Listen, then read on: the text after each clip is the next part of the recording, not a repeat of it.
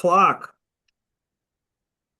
All right, everyone. Thank you so much for jumping on with us. I know we're just a couple weeks away from March 1st, so it's really good that you guys are jumping on here, learning about what's going on. Just so you guys know you're in the right class, this is our FinCEN Financial Crimes Enforcement Network new rules and reporting. So we're going to be going over the rules, how they're going to affect your cash buyers, your sellers, the transactions, and your closing timelines. So today we have Erin Schiller with us. Erin Schiller is Vice President of Western Region Training Director for our Fidelity National Financial parent company. She's been in the real estate industry for 38 years, and her passion is to educate the real estate and title industry on relevant topics. So Erin was born in Oregon, grew up here until she was 13, until she moved to Northern Nevada, the Reno Tahoe area. So her husband, daughter, dog, they like to travel to the Oregon coast every year in their motorhome to visit that coastline and visit family she has throughout the Oregon state. So for now, I will turn it over to Erin, and just a little bit of housekeeping. If you have any questions, there's a Q&A option in there. So I'd really appreciate it if you put it in there. And then also the chat's open if you want to make any comments. So take it away, Erin. Thanks, Kyle. So wonderful. Thank you so much for inviting me to speak on this topic. Very important topic and timely topic right now. I love Oregon. Just so you guys all know, I'm a fourth generation Oregonian, and so we love visiting. I'm very excited about my trip coming this year to Oregon. With that, I want to talk a little bit about the new anti-money laundering regulations for residential real estate transfers. This is a federal regulation, and it is required for all 50 states in the United States. So this is across the United States, everyone. This is not a state thing. It's not a title thing. This is across the United States that all settlement service providers on a transaction will have to be reporting. And I'm going to kind of go into a lot of the details today. But what I do ask is if we can do questions at the end, only because I'm probably going to be repeating myself, and you're going to get the answers that you need throughout this presentation. So one disclosure I am going to share with all of you is not only is this in all 50 states and all escrow title companies will have to adhere to this, but this is kind of an ever-changing regulation. And I will tell you that I think I'm on my 8th version of this presentation, because what's going on right now is the fact that we are getting very piecemealed information from the Financial Crimes Enforcement Network. We're not getting all the answers. And so I'm just going to be asking a favor from all of you is be patient with us as we get through this in the next couple months, because we're still gathering information from the and from FinCEN. So again, it's kind of reminds me of when we came out with, I don't know if you guys remember CFPD, when the new regulations came out in 2015, and we had, the HUD went away and we had the new CD and TIL, and it was kind of a little bit, difficult the first couple months, but then after we did a few transactions, everything went smooth. So all I can ask is just be patient, as all of the escrow title companies are kind of all in the same boat right now in regards to this.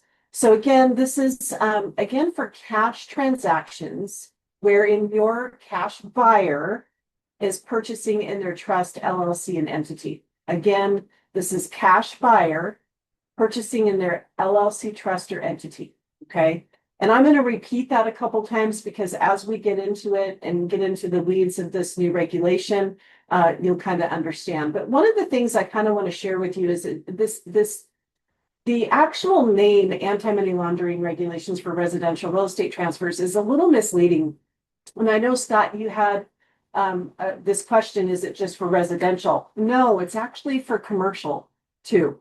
So commercial and residential properties will be affected by this. So a couple statistics. I think all of us know that, we have a lot of generational wealth out there. There's a lot of people that own their property. They have equity in their home, or they own it free and clear. Or you've had clients that have purchased cash in their trust, LLC, or entity, and they own their house. Well, one of the things to kind of think about is maybe a marketing opportunity here for everyone. is to reach out to all of your clients who purchased in an LLC trust or entity and or are in a trust or LLC or entity and have generational wealth and equity, because eventually they're probably going to sell their property, and then eventually they're going to use that money and that equity to purchase cash, right? And they're probably going to want to put it in their trust, LLC, or entity. So just kind of think about that. We have a really great relationship with Tom Ferry. Make sure to reach out to Kyle and his team if you have any questions about Tom and some of the things that he's sharing with us. But he was talking about the silver tsunami. And that's something that we may want to think about, because 28% made up of cash buyers in the United States in 2025. So that's 3 in 10 homes, 3 in 10 properties. So something to think about. So again, this new regulation does not apply to individuals purchasing cash. So just know it is only if your cash buyer is purchasing in their LLC trust or entity, meaning in their contract, they're putting ABC LLC or the ABC trust. It has to be that they want their grant bargain and sale to be recorded in their trust, LLC, or entity. Okay, so this does not apply to individuals who are purchasing cash, and it also does not apply to financed transaction. Again, cash only.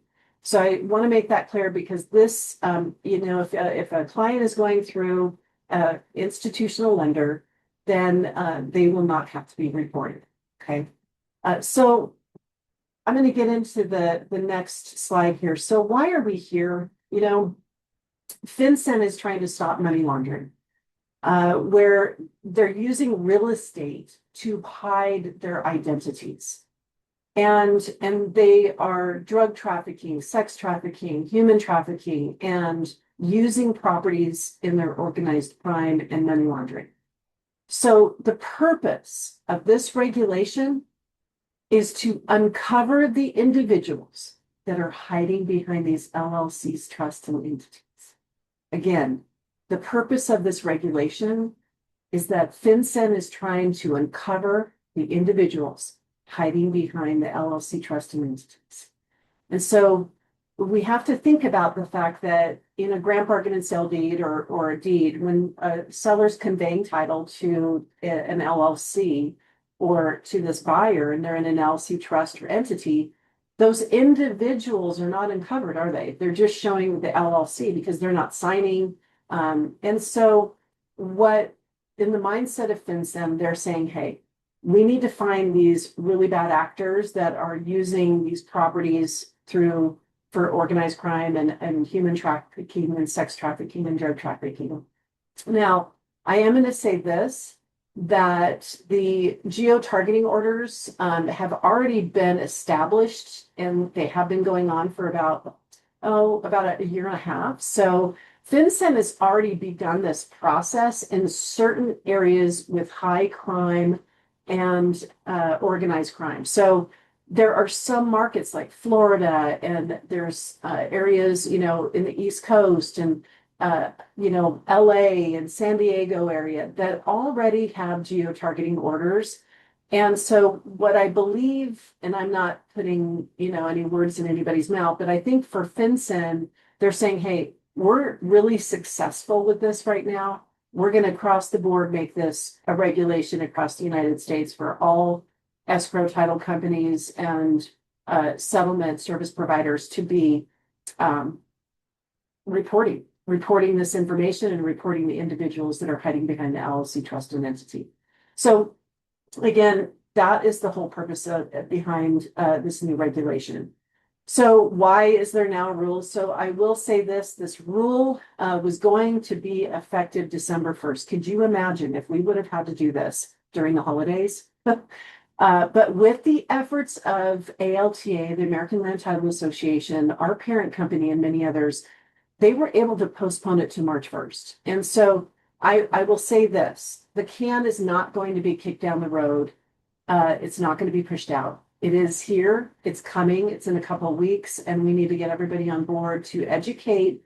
And what we need from you is to educate the consumer out there, the buyers and the sellers, about this new regulation, because from the escrow perspective, and I did escrow for like 3 months and realized it was not my lane. And I have the most respect for our escrow officers and the people that are behind the scenes closing these transactions, because this is going to be one more burden on them. And they're going to have to do one additional process in their systems and collect information from the buyers and sellers. And so, what we need from you is just some help and assistance in educating out there. Also, just know that this is going to be a very fluid and ever changing and learning as we go, because we are getting kind of piecemealed information from FinCEN. We have the fact sheets, we have the FAQ, we have some guidelines, but we really don't have all the answers. No one does. And we're finding that out as we're asking them questions. And I think if we think about this, FinCEN is not in the business of real estate or escrow and title, are they?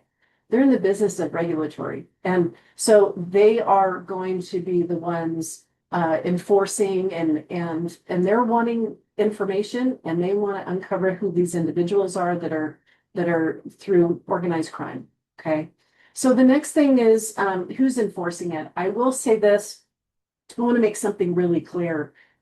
The settlement agents, escrow, will not be enforcing. Okay. Who's enforcing is FinCEN. So the Department of Treasury, they are going to be the ones enforcing this regulation. All we're doing on our side is collecting the information for them. Okay. So we're not the enforcers, we're just the data collectors, and we're going to be submitting the real estate report to FinCEN. And I'll talk about the timeline and all that in a minute. But I just want to make sure everyone knows we're not the enforcers, and we're not asking for this. Honestly, this is going to be another additional thing that we're going to have to do in escrow, and it's going to be a little bumpy, and it's going to be prickly. And I use this word prickly because with everyone right now, everyone's extra sensitive in providing information. And especially, we get pushback on certain things, like when we want a copy of a trust or LLC or something like that. But now it's going to be a little extra prickly. And so that's why we need to kind of calm everything down, calm everybody down, and know that this is not a title escrow thing. This is not what we're asking for. It's the government asking for it. So hopefully that makes sense for everyone. But again, we're not the enforcers. We're just collecting the information. So let's get into what properties are to be reported. So this is where, this goes a lot deeper. And we're still getting information from FinCEN about this because, we need some clarification. And this is where I'll share with you why commercial is involved. The only commercial properties that are excluded and exempt from this is office, retail, and industrial. So those are the only three that are exempt. All other things are going to be included. So I'm going to read the definition of the residential real property that they have put in. This is directly from FinCEN, everyone. So everything that I'm going to be talking about is directly from their their fact sheet, their FAQ sheet. Okay. So this is coming from them and what they're defining residential real property. So first of all, again, it's cash transactions wherein your client is buying in their trust, LLC, and entity. Property is non-financed. However, if your client is getting seller financing or private financing, they will have to be reported. So the only way they can be excluded from reporting is if they're going through a institutional lender that already is bound through what they call SARS, the Suspicious Activity Report. So again, if you have a client that's getting seller financing or private financing, but they're purchasing cash, we're going to have to report this. The other thing is lender must also secure a lien against the property being transferred if it's going to be exempt. And if it's like a mass credit line, sometimes the banks do this. They'll give a mass credit line, but they don't secure a lien. Well, if they're not securing a lien on that property, then we're going to have to report it. So that's another thing. So this is where I'm going to read this regulation directly from FinCEN. The rule applies only to residential real property located in the United States. Reportable property includes single-family homes, townhomes, condominiums, cooperatives, including condominiums and cooperatives in large buildings containing many such units, as well as entire apartment buildings designed for occupancy by 1 to 4 families. I want all of us to really focus on 1 to 4 families. This is not 1 to 4 units. This is not 1 to 4 single family residences. 1 to 4 families. Are people going to be living on the property, no matter what kind of property it is? So the other rule also requires reporting a transfer of land, such as vacant or unimproved land, on which the transferee intends to build a structure designed for occupancy by 1 to 4 families. So furthermore, a transfer of property may be reportable even if the property is mixed use, such as single family residence that's located above a commercial enterprise. So you've got retail and then you have or retail space, and then you've got family residence or condos or apartments above. So this is where the commercial space comes into. So I have clients that purchase big apartment buildings, or they're or some mixed use. They will have to be reported if they're purchasing in their cash in their LLC trust or entity. Okay. And so, again, mixed use, apartment buildings, duplexes, triplexes, 5 to 9. I mean, they're really not defining specific, and they're not saying units, everybody. It's 1 to 4 families. So that's where we need to kind of put our focus on. Is a family going to be living on the premises? The other thing on vacant, which is interesting. So say that you have a cash buyer purchasing their LLC trust, and they're purchasing a vacant lot. Okay. Is their intent to build a structure or a home on that? Okay. To live. So they may own, they may purchase a vacant lot and they're going, oh yeah, I'm going to build a home eventually. Well, they will have to be reported, because is the intent to soon, or in 2 years, 3 years, to build a structure? Yes. So if you read the specific, the transferee intends to build a structure designed for occupancy. So that's where we always have to ask the question. So in the collection of data that we're going to be asking, they need to be very forthcoming with us. Are they intending to build a structure? The other area that I want to cover is vacant land in total. So if you have a developer who is purchasing cash, and they're going to have it a cash buyer purchasing cash in their LLC trust or entity, and they're going to develop 1 to maybe 300 homes on that vacant land, they will need to be reported. The only developers that are going to be exempt from this is if they're publicly traded on the stock exchange. Okay. So only like Toll Brothers, Lennar, D.R. Horton's example, those are the ones that are going to be exempt from reporting. But if you have a new home developer in an LLC and they're going to purchase cash and they're buying the vacant lots to build, they will be reported. Okay. And they're going to have to be reported every time they buy land.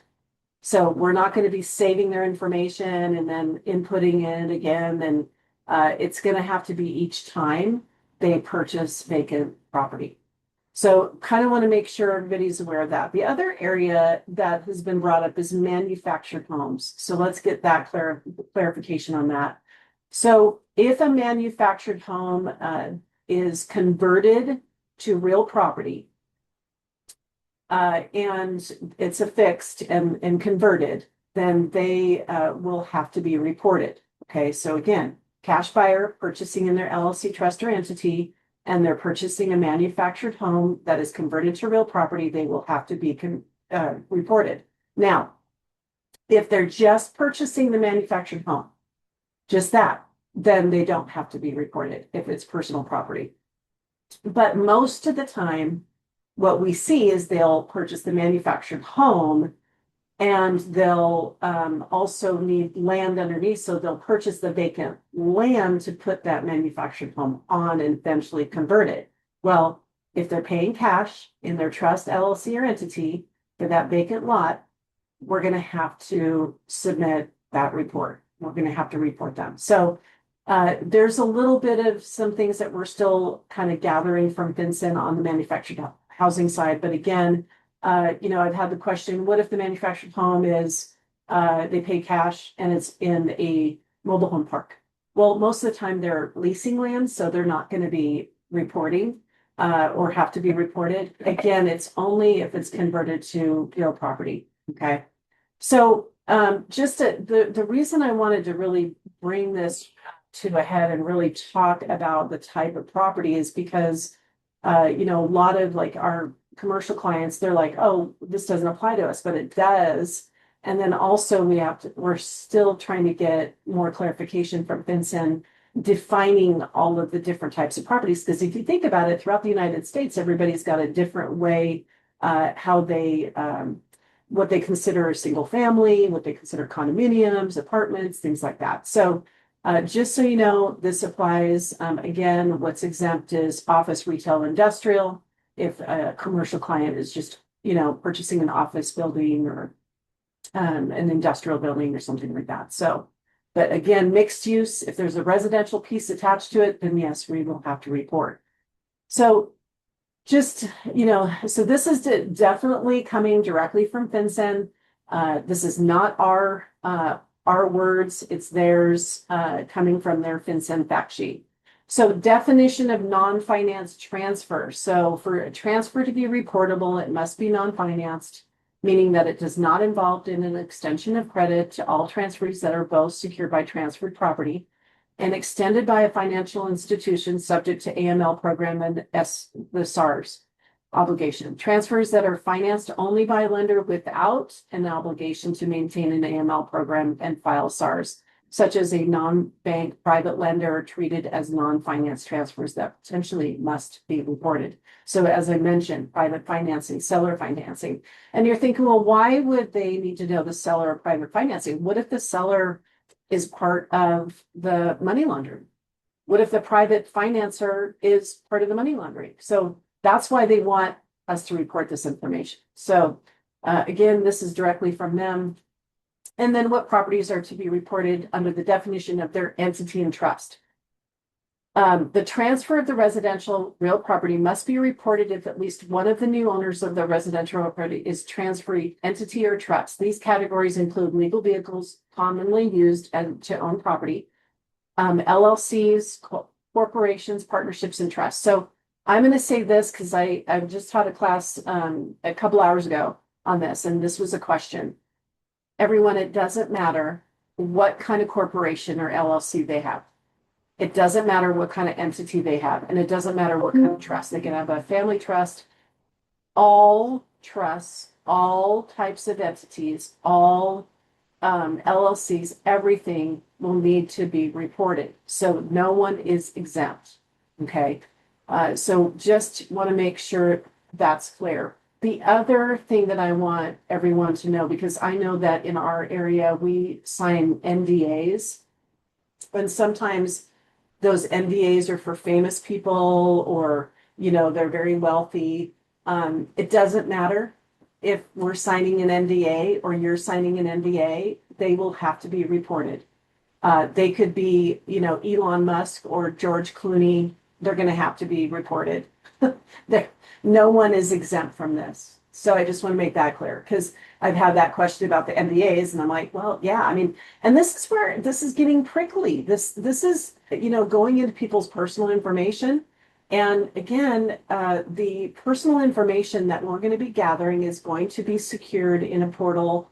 And, just know that we're not going to be sharing this information except to FinCEN, directly to FinCEN. But that's where we need your help in kind of guiding the client and having them understand this. This is not our regulation, it's our government's regulation. Kind of like 1099s or W-2s, W-9s. We all have to file our tax reports, kind of the same thing. But again, it's going to be part of a residential real estate transfer. The one thing I will say that maybe all of you can assist is we really do need the guidance and support from our MLS and associations right now. There's some associations that already have disclosures and addendums that they're going to be attaching to the contract. And kind of like FERPTA, we kind of need them to kind of upfront with your offer and acceptance, the buyer and seller aware that this will be a new reporting system through this new anti-money laundering regulations for residential real estate transfers. So maybe something to think about. If your organization or your association doesn't, I would really recommend that they start thinking about it. Exemptions from reporting. Again, a transfer of an easement. This is exemption. So remember, this is exempt property. So a transfer of an easement, transfer resulting from a death of an individual, whether pursuant to the terms of the descendant's will or the terms of their trust or operation of law or contractual provision. A transfer incident to divorce or dissolution of marriage or civil union, a transfer of bankruptcy estate. Okay, so if there's a bankruptcy, a lot of this is because it's through the courts, right? So this is where they feel comfortable, FinCEN feels comfortable because again, this is our government and they're going to be under these regulations under, again, the United States court system. The other thing is a transfer made with no consideration by an individual, either alone or with their spouse, to a trust or which that individual, their spouse, or both of them are the settlor or grantor. So if there's somebody taking someone off a title or something like that would be exempt. The other area that's really great that's exempt is 1031 exchanges. So the 1031s will be exempt because 1031 exchange companies are already submitting reports to the government. So that's the exemptions of reporting. Now, who's going to be reporting? This is where we're adding more to our escrow officers and our closers out there. So generally, they believe the settlement agent is the one responsible to report the transfer covered by this rule. So when they say settlement agent, what they're saying is because we're providing a closing statement and settlement agent and recording and closing the transaction that we are responsible. Now, when Kyle and his team, they'll send out, we have a FAQ and fact sheet, you'll see the cascade. It's called a cascade. So they're looking at, hey, settlement, there might be attorneys. Some states are attorney driven, they do the transaction and closings. So it really depends on what state you are, what area you're in, and who's actually the one doing the transfers and closing the transactions. So in our market, it's escrow and your title company that are doing that. So just remember, all areas are going to be a little bit different, but our area, again, we're going to be the responsible party. So again, all 50 states, no area is exempt from this reporting. When will our company begin to process and collect data from the customers? Well, so we're collecting now, but according to our company, we have a program, and some of you may know or have heard about Start in Here.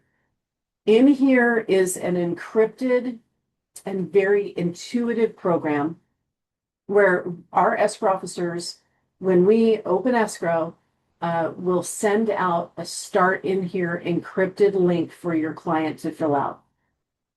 That program is where we're going to start collecting the data. So we actually have 3 programs that are going to be intertwined with this program and with the collection of the data. So we have Start in Here, our internal software called SoftPro, and then another program called Agent Track. So these 3 programs are all going to be working congruently together to collect information. It's very intuitive, it's online, and it responds to the answers provided by either skipping fields or expanding depending on the answers provided. So again, if your client fills it out and they answer one thing, it could answer or ask another question. But what will happen is when we submit that and the client receives it, again, it's encrypted, it's secured. We don't see it, okay, but we do get noticed in escrow and kind of a little red flag. Hey, buyer didn't fill out this portion or they skipped this. Then we'll have this intuitive information that will tell us, hey, we'll reach out to the client, say, hey, can you please make sure to fill this out? That's where we need your assistance too, because what if we get a little pushback? What if we get the client, I don't want to fill this out? Well, we can't close your escrow without it being filled out. Okay, and we're going to get into that on the timeline here. But this is where we're now just collecting the data, and we're going to start probably on Monday officially with the start in here. And I'll share with you too. The next thing is the required information of what we're going to be collecting. Okay, so FinCEN has provided us what they call the real estate report. This real estate report has 111 data points, everyone, 111 data points.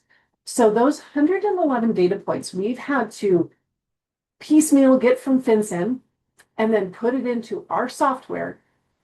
And now we have, next week that we're going to be launching Start in Here, but it hasn't been easy. We've been kind of having to pull this information from them. And so that's where, it's going to be a lot. There's going to be some bumps. There's going to probably be a couple versions out there of Start in Here, but know this, that we are on top of it, and everybody is. We have spent millions of dollars to try and get caught up on this new regulation.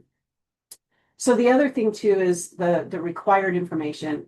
So the reporting person, the escrow officer, the legal entity or trust receiving ownership of the property, the beneficial owners of the transferee entity or trust, and the certain individual signing on behalf of the transferee entity or trust. So they're wanting to break out. Again, the whole purpose of this is to uncover the individuals who are hiding behind these trust LLC entities that are part of organized crime. Okay. So that's why they want all this like detailed information. The other area that's a little prickly is the seller. So they want us to report the seller who is accepting that cash transaction from the buyer in the LLC trust or entity. So remember, this is the trigger. So they don't care if your seller's in an LLC or individual. Okay. The trigger again is cash buyer purchasing in their LLC trust or entity. When that trigger happens, then it's saying, okay, we want seller reported to. And the whole purpose of wanting that seller reported is because what they have found is the seller could be part of the money laundering. For example, if they sell they have a home that they own free and clear for $1 million and they sell it to a cash buyer for 1.5, well, it's $1 million. It's valued at $1 million. Where's the 500,000 coming from? So that's where they're saying, okay, well, are the sellers part of these transactions that are part of organized crime and money laundering? So that's why they want to uncover the seller as well and us to report. So that's one area. So again, what we'd like is if you could help us educate the seller as well. The other thing is, I know listing agents, if you've got a seller and they're looking at their 5 offers and one of them is a cash buyer who's purchasing in their LLC trust or entity, they need to be aware right then and there that they're going to be having to be, submitted. And that information, we're going to have to collect their data. Okay. So that's where we just need your assistance in making sure that they upfront know and know that they're going to be reported as well. And that'll just avoid a lot of the prickliness and the pushback for escrow. The other area is the total consideration in certain amounts. So it could be 0 consideration or $1 billion. There's no limit, everybody. Somebody asked me, what about 10,000? 10,000? Yeah. I mean, we're going to have to report the 10,000. Doesn't matter what the consideration is. We will have to report it. The other thing I do ask on the education side as a real estate agent, there could be a real estate agent out there that puts an offer into you as the listing agent or vice versa that maybe doesn't know about this new regulation. If I could ask and implore all of you, make sure that the agent on the other side knows about this new regulation too, because they could be, part-time or they could be on vacation for the last couple months and have not even heard about it. And what we're finding throughout the United States, because I've been teaching this on, pretty much the whole Western region, is that a lot of the community doesn't know about this regulation. And so Even our recorder's offices don't, our attorneys don't. So this is where we just got to get the word out so that we have the education to the consumer out there. So what does this real estate report look like that FinCEN has? So I want to make this clear that this is FinCEN's report. So this, what I'm showing you right here, is their public facing report and for reference purposes only. So know that this is not the official report that you're going to get from the title company, escrow. It's actually just a sample. And what we're doing is taking the 111 data points and putting it into our software and sending that out to your client for them to fill out. So as you can see, I've referenced down here the actual link that you can look at it. But what was interesting is September 28th was the day that we actually were able to postpone this from December 1st to March 1st. And again, as I mentioned, this can is not getting kicked down the road. And so on September 28th, we got this report, but we couldn't click the drop downs. So it wasn't until 3 weeks ago, everyone, that we got the final report from FinCEN. So you can kind of probably understand why we're just still kind of gathering information from them. And so this is the part of the report again, the reporting person, the property information, and then the next three, transferee information, the transferee associated with the transferee, the transferor. If the transfer is in a trust, then record the trustee and then the payment information. So look at this, 111 data points that we are having to take from FinCEN out of this real estate report and put it into all of our software. All companies are, okay? And I kind of feel kind of sad for some of the smaller companies out there that are having to report, but I will tell you this, that our company and ALTA fought to kind of help those companies because they didn't have the staff. I mean, we're very fortunate because we're a Fortune 300 company, but not everybody is. And so it is what it is. Everyone is going to have to report and provide some sort of report through their system or their software, but we'll be using Start in here to gather the data from your client. When is the report due? And so when is the report due? So I will make this clear. We heard from FinCEN, especially our attorneys, that they will not accept incomplete forms. Okay. And so how this is going to work is you get an offer, you open escrow. We are going to send our Start in here encrypted email to your client. They need to fill it out 100% and complete. Both buyer and seller need to fill it out. We cannot close unless it is 100% filled out. Okay, so we are not submitting the report till after we close, but we are going to be responsible for collecting all the information from your client, feeling comfortable with that, and then closing. Okay, so this is where I'm seeing, from coming from a real estate background, I'm seeing like condition of close, cause delays, extensions, earnest money disputes, things like that. That's what worries me, is because of the fact that if one side or one party doesn't fill it out, we can't close escrow. So again, buyer and seller have to completely fill out the collection form that we sent them. Then we'll close the transaction. And then we have to report to FinCEN within 30 days, or by the end of the month. Okay. So that is their requirement. Again, they will not accept incomplete forms. And you can't be like, oh, escrow officer, can we just close the deal? No, we have to do this. And there's a reason for this. And so when I go to this next slide, this is the reason. Yes, jail time for all of us. We're talking the parties, escrow title, you as an agent, we all got to be honest. We all got to be forthcoming with this information.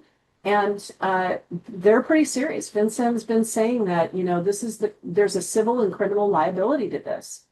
So the area that I'm feeling most concerned about is this: structuring or assisting in structuring a transaction to avoid reporting. So I know from a real estate background, you guys get this question. You're going to get this question. Cash buyer says, well, so can I just purchase as an individual and then put it in my trust or LLC later? If I were you as an agent, everyone, and also our staff, do not give any advice. You need to say to them, go ahead and talk to your counsel, your attorney, but I cannot give you any advice. Because could this be considered structuring or assisting in structuring a transaction to avoid reporting? And we don't know what FinCEN is going to do. They could do like fair housing and do secret shoppers. Okay. So right now, this is going to be very prickly. This is going to be, we're going to have to be very forthcoming with information. And and our escrow staff is not going to be able to do any post-closing documents or putting people into, changing their vesting and things like that, pre or post. Your client needs to make a decision right away when that offer comes in, and they need to decide, are they purchasing in their LLC trust or entity or not? If they're deciding they're going to do it as an individual, that's fine. That's fine. But I will say this is what we have heard, is if they go as an individual to report, to avoid reporting, but also as individuals, but then like a week later go into their trust or LLC, if they go through their attorney might be obligated to report them. Okay, so, but the title company's escrow will not do any accommodation documents and record any accommodation documents because of this criminal and civil liability side. Pretty serious. The other area that I want to kind of focus on is the failure to file a report, material misstatement, or omission. So when I was kind of talking about the vacant land and your client saying, okay, I want, the intent, what's the intent? They need to be forthcoming with their intent. Are they going to be putting a property structure on the vacant land? So no omission, no misstatement.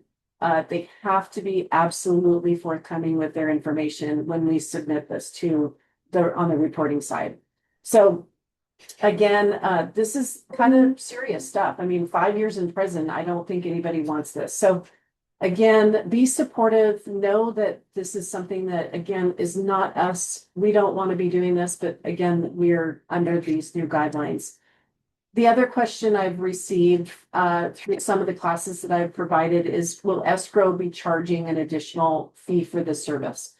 Our senior management is actually talking about, and every state different, right? State to state, about a fee that will charge the buyer. I don't know yet what that is, but we will be informing you through, Western Title and Escrow and some of the other brands of what that fee is going to be. But they're still trying to work that out because we kind of need to know what exactly this entails. How much of the process is going to be and how much more burden is that going to be onto our team.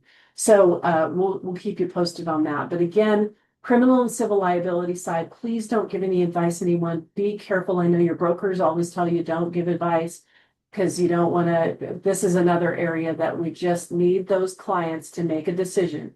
The other thing that comes up in escrow is that last minute, like they went as an individual in a cash buyer as an individual to purchase a property. And then at the last second, like a day before we close, they go to the escrow officer and say, oh, can you, geez, I think I should put it in my, LLC or my trust. One, the escrow officer won't do it. The other thing is that if they do want us to, then we're going to have to collect data from both buyer and seller. And also, is it misleading to the seller, and the seller is accepting this individual cash buyer, and then all of a sudden you change the terms. So think about that part, making sure that the buyer makes the decision, and when they make that decision, we go for it. But again, the whole purpose of this new regulation is to uncover the individuals that are hiding behind the LLC trust and entity. All right, so the next thing is how can you help us educate your clients? Go out there, maybe reach out to all of your clients that you know that have purchased or about to be selling their property. Again, if they're purchasing cash, that's the trigger, everyone, not the seller. But again, if that seller is going to sell, but they're going to go purchase with the equity of their property, and they're going to purchase cash, they need to know, right? Or if they're going to accept an offer from a cash buyer who's purchasing in their LLC trust or entity.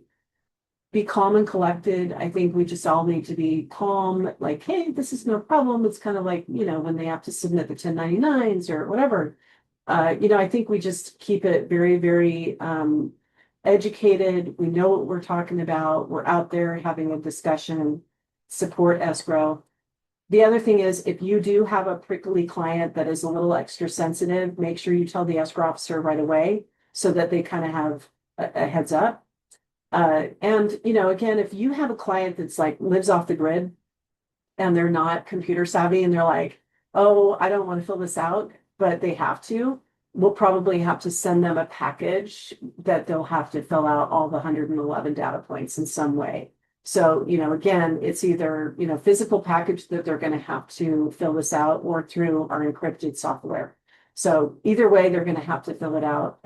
And the other thing is the website information. This is public information, everyone. So website information resources that you can go to, you can read about it, you can look into it. But I will say this, what everyone's interpretation of this regulation is changing. It's ever changing, as I've said. So, you may be like, well, what about this? I read it this way. Yeah, but we're getting direct information from FinCEN and we're asking these questions. So make sure to reach out to your preferred escrow person and say, hey, what about this? What about that? They'll send it to our settlement department. Settlement will send it to FinCEN. So we're still gathering. But the one area that I really liked reading was the history of the anti-money laundering. That kind of gave me the why we're here. Why are we doing this? And when you send that off to a client, they're like, oh, okay, yeah, they're trying to stop drug trafficking and all that.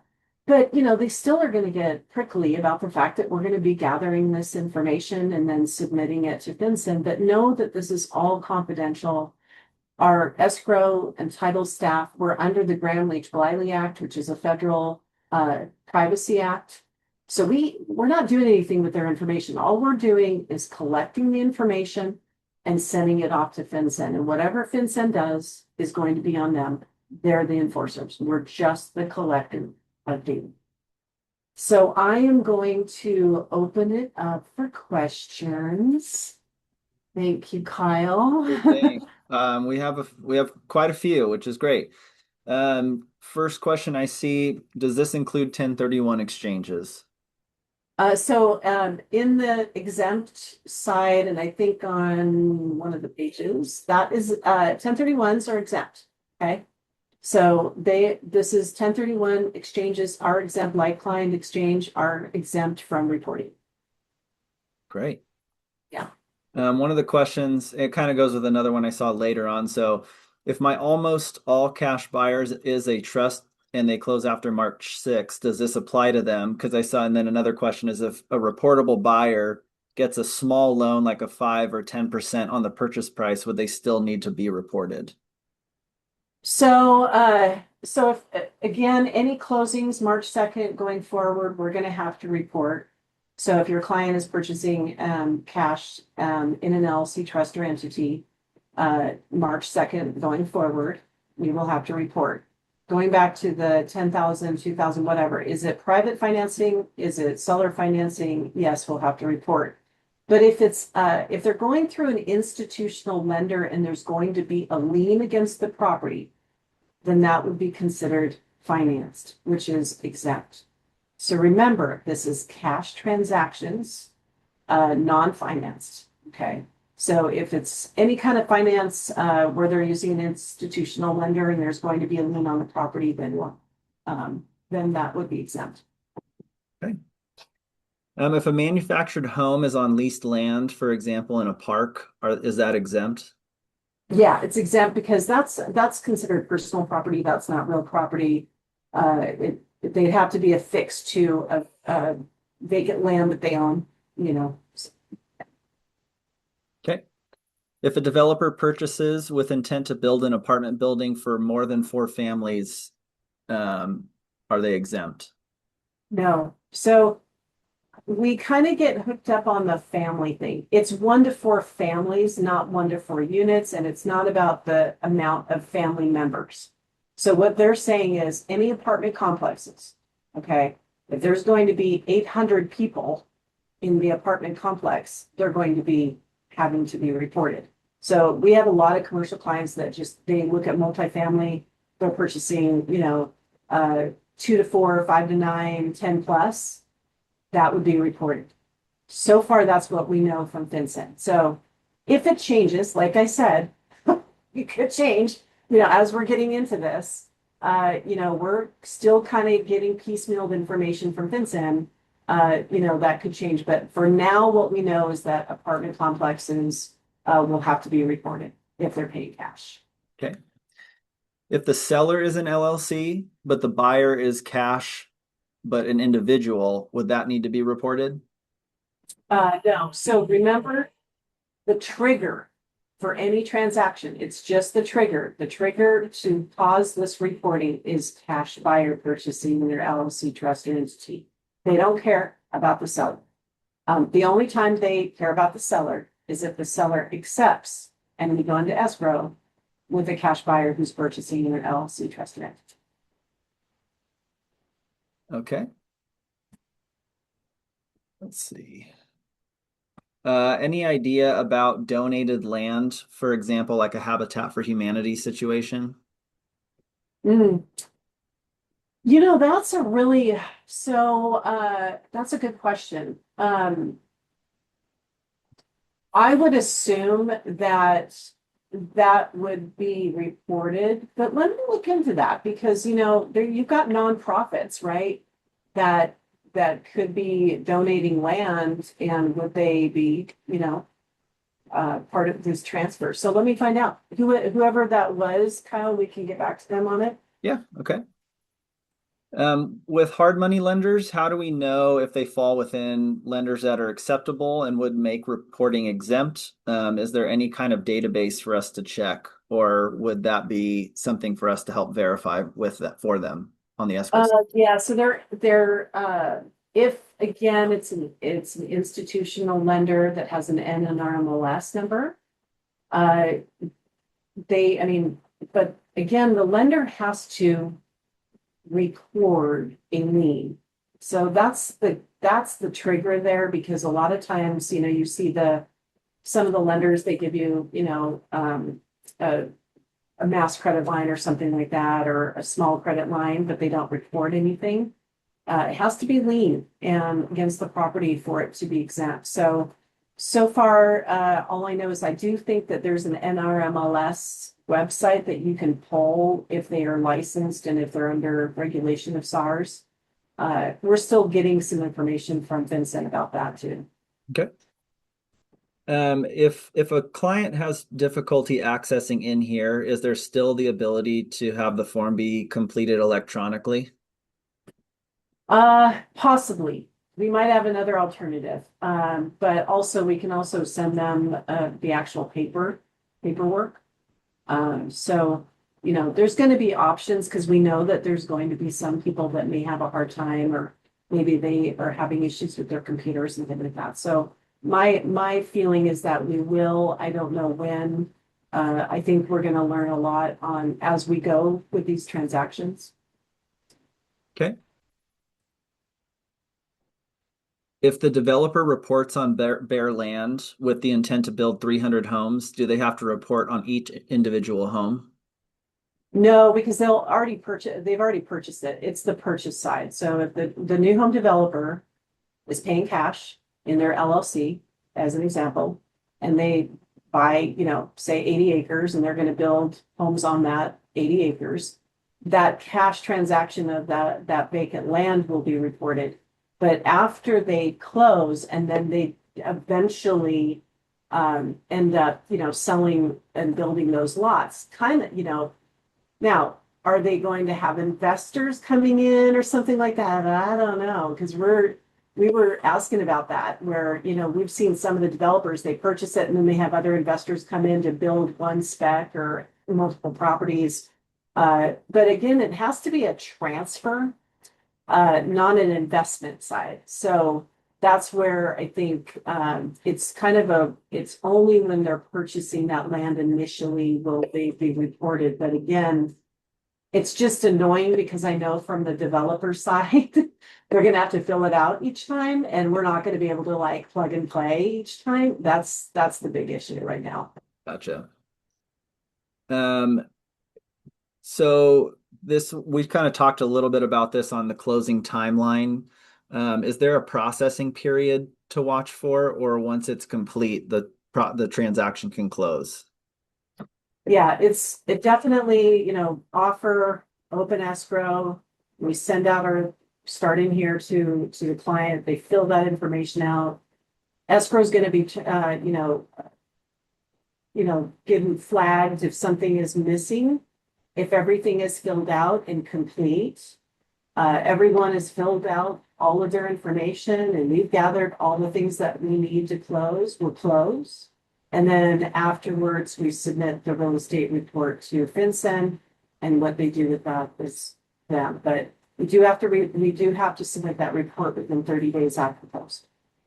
Okay. Are there any negative sides for a seller in this regard when the buyer's buying in the LLC and we need to report seller information as well? I think I think the only negative thing is one, if they are trying to avoid reporting, if they're a bad actor, then yeah, that's gonna be a negative for them.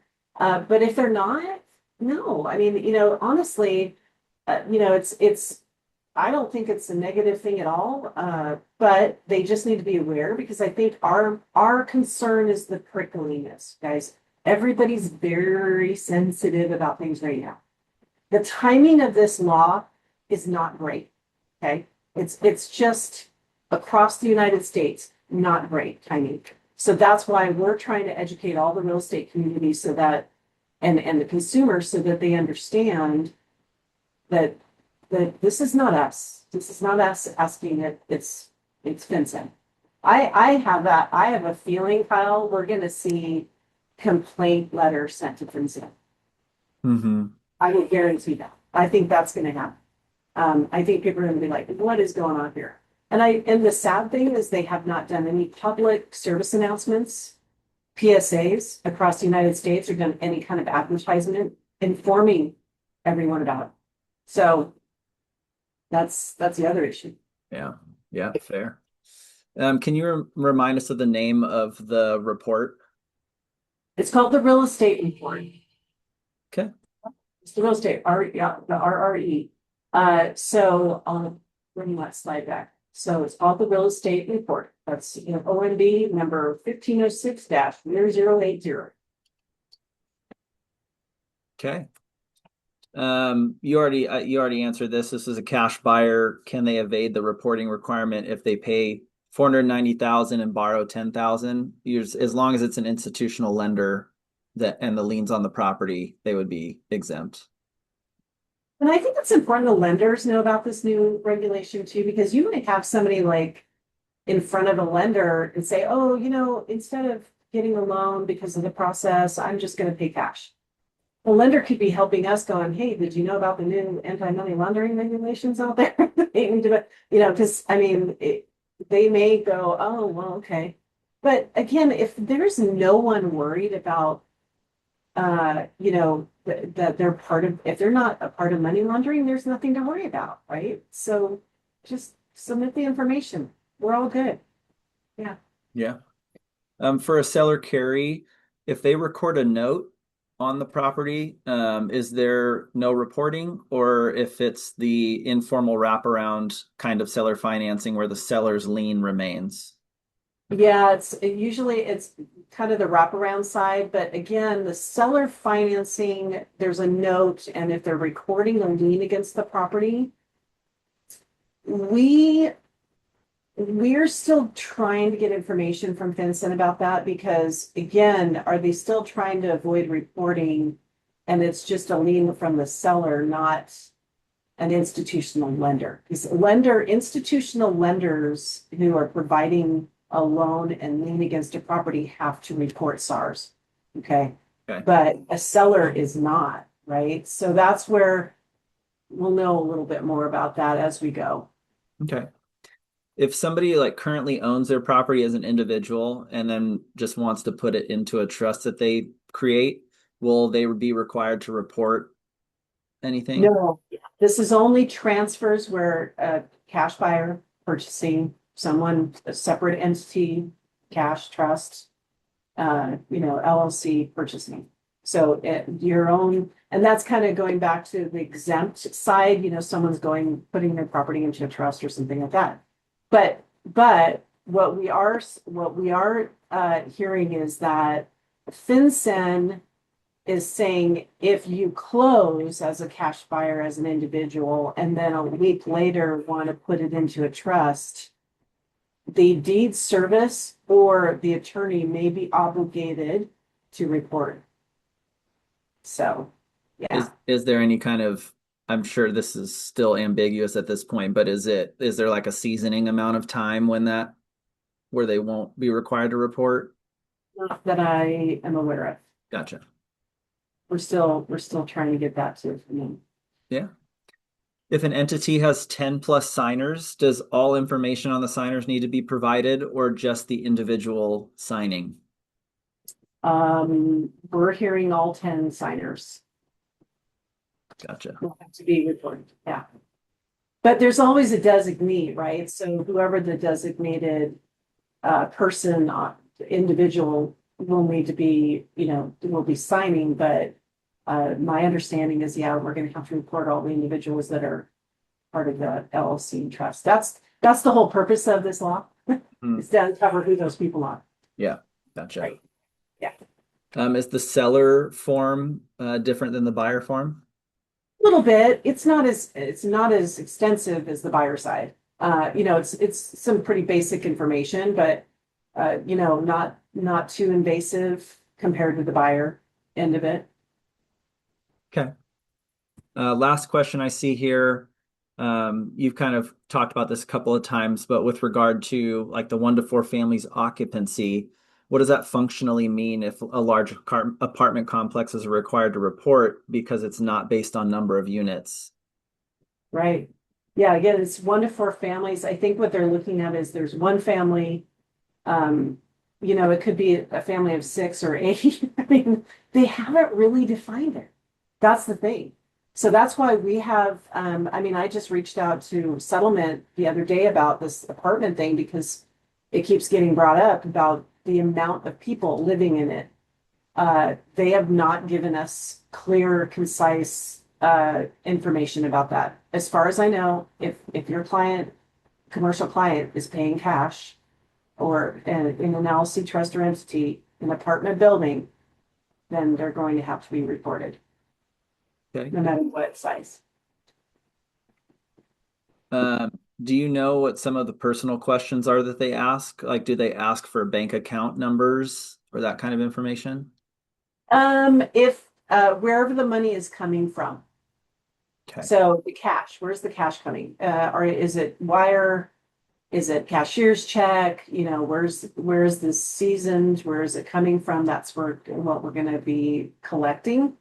But that's another thing that we're still kind of gathering information in regards to. Okay.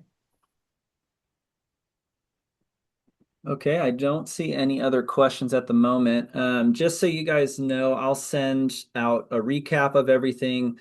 You'll get a copy of the presentation, a copy of the form, as well as a FAQ, a fact sheet, and then I'll send a link to the recording of this. And then if you guys have any questions, please feel free to reach out. We're all going to be learning together and working on this. We're doing the best we can. We are going to be working on some collateral so that you can provide some more information for your buyers and sellers just to keep them educated. Aaron, I do have couple more questions that came in. If someone got a home equity loan from their primary home to purchase, are they needing to report? It will look like cash, but it may be not, it might not be.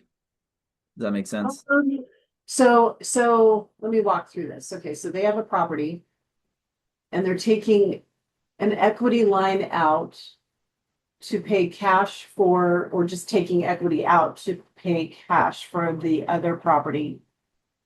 Um, if they're paying cash in wherever the source is coming from, okay, uh, if they're purchasing in their trust LLC or entity. Just remember, this is all about the entity and LLC and trust, okay? They are looking at if you're paying cash and wherever that cash is coming from, they, where it's sourced from, that's where we'll have to report. But only if they're paying now, if they're paying as individual and they're pulling money out and they're paying an individual to purchase the property, no, we're not going to have to report that. Again, the individual that's purchasing is already disclosed to FinCEN, right? We already know who that person is. It's I want to only purchase the property in my LLC. That's where they're going to be like, well, who's the individual and where's the source income coming from to purchase that? Mm-hmm. Okay. And is that part of the money loan? So, Okay. yeah, hopefully And then that answers. when a property is in a trust LLC or entity bought with cash, doesn't that cash have to be seasoned? If so, doesn't the financial institution have a copy of of the documents naming the members? Yeah, most of the time, it's seasoned. But again, they, it's like, well, yeah, they could be having it with their bank or whatever. But again, where's the source coming from? It's cash coming from a bank, institutional bank, but it's about paying cash as an LLC trust or entity. I have to keep saying that because that's where that is the trigger. And where it's seasoned and how long it's been or whatever, that's something, I mean, we're gonna have to report if it's a wire, if it's coming out of a bank, if it's coming cashier's check, we're gonna have to disclose. Yeah. Okay. Hopefully this has been helpful, everyone. Well, thank you, Joe. A Appreciate it. lot of good feedback in the comments. Thank you, Good. Erin. Well, I try and think like a real estate agent too, because my parents were realtors and trying to break this down, everyone. And I just want to thank you for all of your patience and understanding and support.